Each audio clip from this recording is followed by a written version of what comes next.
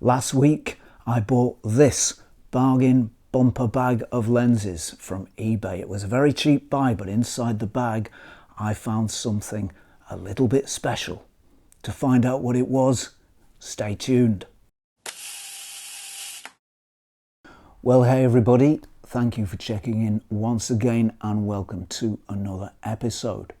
So I've been playing on eBay and I bought a very cheap bag of lenses. It wasn't terribly well described, it wasn't terribly well photographed, but I could see that in that bag was one of my dream lenses, and just in one corner of one of the images I could just identify this lens that's one of my absolute favorites. So I bought the bag, and when it arrived I checked it to see whether I was right and whether that was in fact my dream lens that had arrived through the post. And indeed it was. It was this lens. This is one of the nicest lenses I've ever shot. This is a Minolta MD 135mm f2.8, but this is not the special thing. In fact, it's quite a bit less than special, because when I looked at this lens closely through a strong light, I could see that the rear element was very, very cloudy indeed, and unfortunately it's cloudy on the inside. Now usually that wouldn't be too much of a problem, however I'll show you why this might be a problem. So there's the rear of the lens, and I don't know if you can see that there's a cloudy sort of covering on the inner surface there. You might be able to just see it reflecting in the light. Now then, what we need to do is take out this rear element. It's held in by screws. The rear optical block is held in by 4 screws, but unfortunately the rear optical block is all glued together, so I'm going to have a very tough time fixing this lens up. I'm going to give it a go, because apparently you can get this first element out of the plastic casing if you're very clever and dexterous with your fingers and Dremels and so on, so I'll have a go at it. But unfortunately this, one of my dream lenses, one of the nicest lenses I've ever shot, was not in very good condition, and that's a real shame. So I was a little bit disappointed to see that. In all other respects it's really nice, it's in very good condition cosmetically, as you've just seen.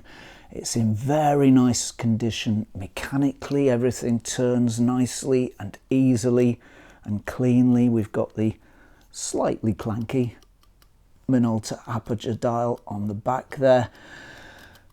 And in all other respects than that rear element, this is a really nice lens. It's one of the nicest lenses I've shot. As I say, I borrowed a lens like this. A viewer was kind enough to lend me a copy of this lens some years ago, and I never forgot how nice it was. It was very kind of her to send it to me, and eventually I had to send them back, but I never forgot how nice this lens is. So when I saw it advertised, I thought, right, I'm going to have one of those. Unfortunately, it's going to take a little work before I can fix this one up. So although I hoped this would be the special thing, it wasn't. However, the bag didn't disappoint. Let me show you what else was in it, because there are lots of little bits and pieces in it. I'll show you what else was in it. First of all, there is this Fujifilm FinePix 2 megapixel. Gosh, proudly says 2 megapixel on its front there, and we can see over here, if we can get some focus, we can see that over here. So back in the 2000s or thereabouts, this camera will have been somebody's, I don't know, pride and joy, and they will have taken it everywhere, but it's no use now because it's got all sorts of proprietary connections which don't exist anymore, I don't suppose. That was a kind of an interesting little thing to find in there. There was also this camera, the Vivitar P5 to 35, or is it PS35? Yeah, PS35. So there's a point and shoot from Vivitar. I'll just give you a quick look over here. Little point and shoot from the 1980s. Open up the cover. Does it have a nice 2.8 lens? No, it doesn't. It's got a 3.5, but that's okay. It's a nice focal length of 38 millimeters, so it's just nice to use on the street. It's a nice compact little machine, and I guess it would be a nice little film camera to use and just take out and about. It takes 2 AA batteries, so you'll never find yourself without a battery. You can get batteries, get AA batteries anywhere in the world. So that's a nice little camera from the 1980s, nice little point and shoot. Not quite as nice as my Nikon L35AF, but a nice little camera nevertheless. Right, well, we've got 2 more lenses in here. Let's check out the next one. Okay, when I first saw this lens, I was very intrigued. It's a very small 135, I think it's an f2.8. Yes, it's an f2.8. It's got a filter on it, and it's got some beautiful big glass elements in there. This is the Mamiya Secor CS 135mm f2.8. Now, I don't know what the CS system was, whether it was a medium format system, whether it was a 35mm system. It's got a bayonet mount, which I'll show you in a moment, but I don't know what system this lens was for. I'd very much like to shoot it. It looks like a nice little lens. I've shot Mamiya lenses before, and I found them to be very nice, so I would like to shoot this lens. So if anybody knows how I can mount this onto, well, any mirrorless camera really, Fuji X or Sony E-mount, the Mamiya CS system bayonet mount. Let's have a closer look over here. Okay, there's the lens, and there's its markings. I'll show you the markings on it in case you can help me identify the system it was from. Look at that beautiful big front element there with all those coatings. That's what makes me think this will be a nice lens. Lots and lots of very deep, very rich coatings. I don't know if you can see, but there is, unfortunately, you can just see it at the top here a little bit. Whoops, got the pass sticker off, stuck on my finger. A little bit of separation here between the first 2 elements, and that's unfortunate. It means that this lens is sadly on the way out, but I might be able to get some use out of it if I can mount it to something, if I can figure out a way of mounting it to something. Focus, please. Come on. Thank you.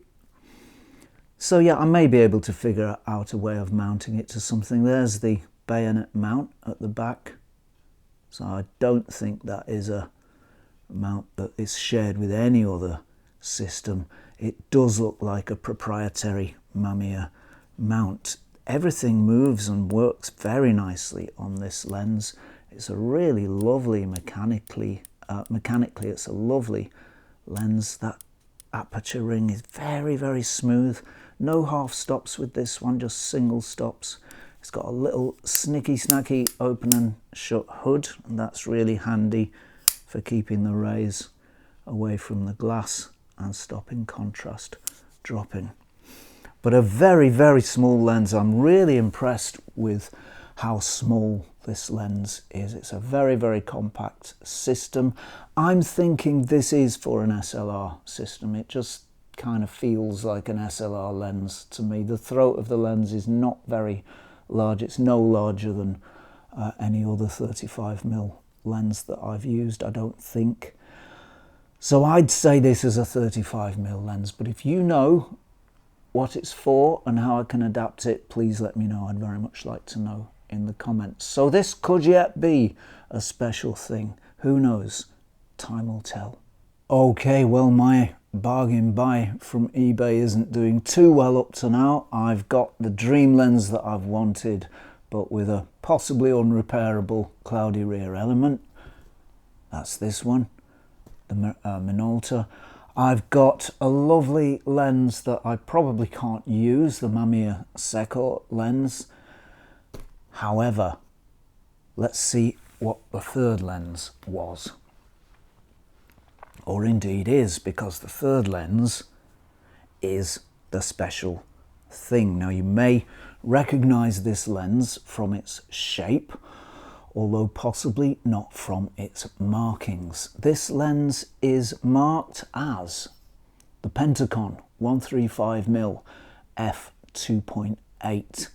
However, this is not just any old 135 2.8. This is a rebadged Mamiya Restore 135mm f2.8. This is the old Mamiya Optic Restore lens, rebodied by Pentacon when Mamiya were absorbed into the massive VEB Pentacon state optical concern in the old East Germany. So this is a really nice lens, and I was very, very pleased to get it. It's not a particularly expensive or valuable lens. They go for around, well, the Mamiya versions go for around 50, 60, 70 pounds on eBay. They've got the zebra finish. These possibly slightly plainer ones, Pentacon ones, these go a lot cheaper. These go for 20 to 40 pounds. However, it's actually a really nice lens. I wasn't sure what to expect of it. It's a fairly old, long lens, a 135 2.8, so I thought perhaps it was going to be a little bit soft. There were going to be lots of optical compromises in its design, and I really wasn't sure how it would eventually work out. I do have a great deal of respect for Mamiya Optic lenses. They're a very old name in lens manufacturing. They were a very old, esteemed and renowned company, and they certainly knew their onions when it comes to lenses, if that's not too mixed a metaphor. This is a really nicely made lens, and it shoots really nicely as well. I'll show you a little more closely over here. So there is the Pentacon or slash Mamiya lens, and it's a really, really nice thing. It's beautifully made. This is a really lovely feeling focus ring. It's very, very smooth and buttery and lovely and soft in its operation. It has a very long focus throw of, gosh, let's try and gauge it. That is 360 degrees near as damn it. So that's a long focus throw, but it does mean that you can get very accurate focusing with this lens. You can make very small and very accurate adjustments. There is the front element, nice big front element, and inside you will be able to see, I hope, 15 aperture blades. Look at that. That's one of the reasons this lens is special. It's got 15 aperture blades, so that whatever aperture you set your lens to, the circle made by the aperture, the opening made by the aperture stays circular. You can stop it right the way down to f32, which this lens goes down to, and the aperture remains circular. And what that means is that when you stop down, you don't get hexagons or octagons from point light sources, you get circles, and generally that's held to be a good thing. You might like hexagons or octagons in the background blur, and I don't mind them myself, but many photographers will tell you that what you really want is round specular highlights at all aperture openings, and this lens can provide that. It's quite heavy and it's fairly large. Let's compare it to the later lens I've got here, the Helios, and we'll see that it's actually slightly taller, just very slightly I don't know if you can see that. Can you see that? It's just very slightly taller than the Helios. So although it does give the impression of a big lens, of being a big lens, that's because it's a very heavy lens. So there must be an awful lot of metal used in its construction. I don't think there's any plastic used anywhere. This is the Mamiya optic Aura store in a different body. I can't see there are any changes have been made to it. The coatings are said to be different and a little more modern. As for how it shoots, this lens shoots really, really nicely. As I say, really wasn't sure what to expect from this lens. It's an old 135, it's an old design, it's a wide aperture, it's a fast lens, so I thought the best I could hope for at maximum aperture was rather soft images, but I was wrong. This lens gives very sharp images wide open. It's sometimes, occasionally, I found it hard to nail focus, and I did miss focus once or twice, but when I got focus right, I could see that this is a very, very sharp optic. Indeed, it's easily the equal of later 135s. I'm not going to say it's the sharpest 135 I've shot because I really don't know whether it is, but what I do know is it's a very sharp lens even from wide open, and you can shoot it wide open all day long and really not see not much softness anyway in your image. It's a very sharp lens for a vintage lens, and that was very impressive. It gives crisp, clear detail. Everything's very clearly delineated. A very impressive performance on the in the area of sharpness. And of course the counterpoint to sharpness is background blur. What's the quality of the background blur like? Well, now this lens, the Aura store, or I should say the Pentacon in this case, is famous for giving very, very beautiful blur. It has very, very few harsh spots. It's almost all smooth. For a vintage lens, that's incredible. This is one of the very, very few vintage lenses I've shot that can pull off the trick of keeping its background blur pleasing, soft, not collapsing into harshness or breaking down into sort of a difficult feeling background blur with a touch of unpleasantness, a touch of harshness in it. It never seems to do that. Blur is consistently soft, consistently beautiful. It makes beautiful bubbles in the background. It makes beautiful shapes in the blur if there's any straight lines or shapes. Straight lines are a really difficult thing for background blur to handle quite often, and many lenses do fall apart when they're trying to handle straight lines in the background blur. This one doesn't. This one keeps it together, and that's really, really impressive. It has very, very beautiful blur indeed, and you could make many a nice portrait with this lens. It's an absolutely ideal portrait lens. Colour is beautiful too. This lens gives stunning colours with a palette all its own. This lens has an identity and a character, and one of the things that creates that character are its unique colours. They're just fantastic. They're extraordinary. It's probably on the warm side. This lens is a little on the warm side. I wouldn't say it was a cool lens as such. Seems to be a little more pushed towards the red end of things rather than the blue end of things. But those colours are just unlike any I've ever seen. I don't know if it comes from the coatings. I don't know if some sort of special glass was supplied by the old Mamiya works, whether it was still in stock. I don't know, but these are very beautiful, very, very unusual colours. I would say they have a slightly filmy quality, but that's a very imprecise term. How can I describe them? They're light, but they're also saturated. They're delicate, yet they also have body and strength and punch, and they're just very, very beautiful. If you want a really nice cheap lens that can do very, very beautiful colours, this is the one. Make no mistake. Pentacon 2.8 135.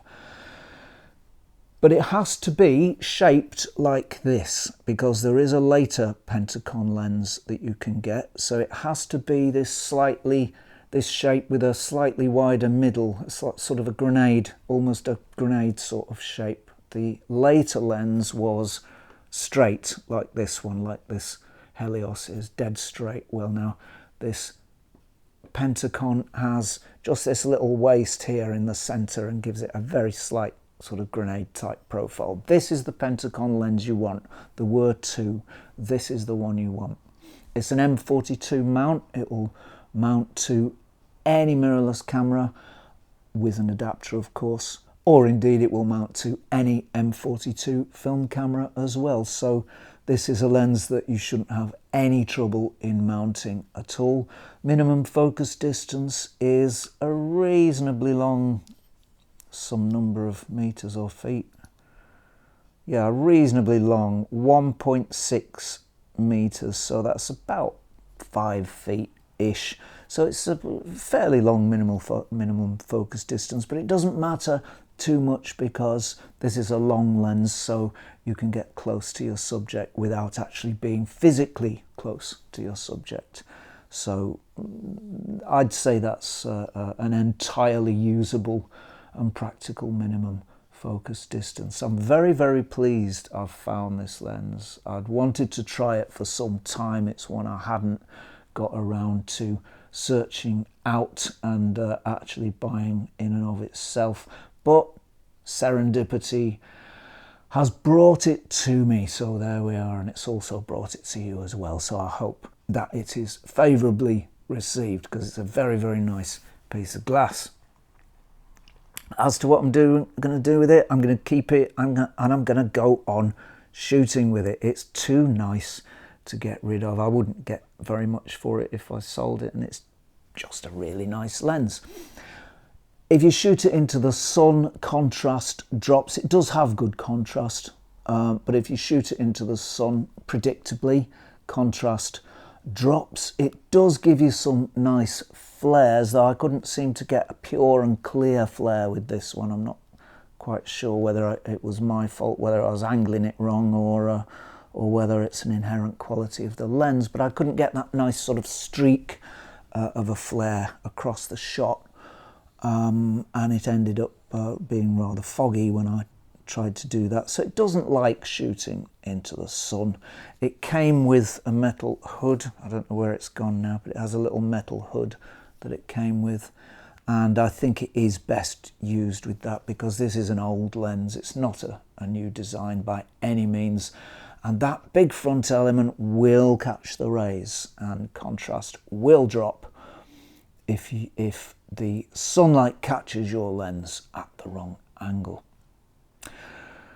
So there we are. That's been my photographic adventures for this week. I've got a lens that I need to fix. That's this Minolta.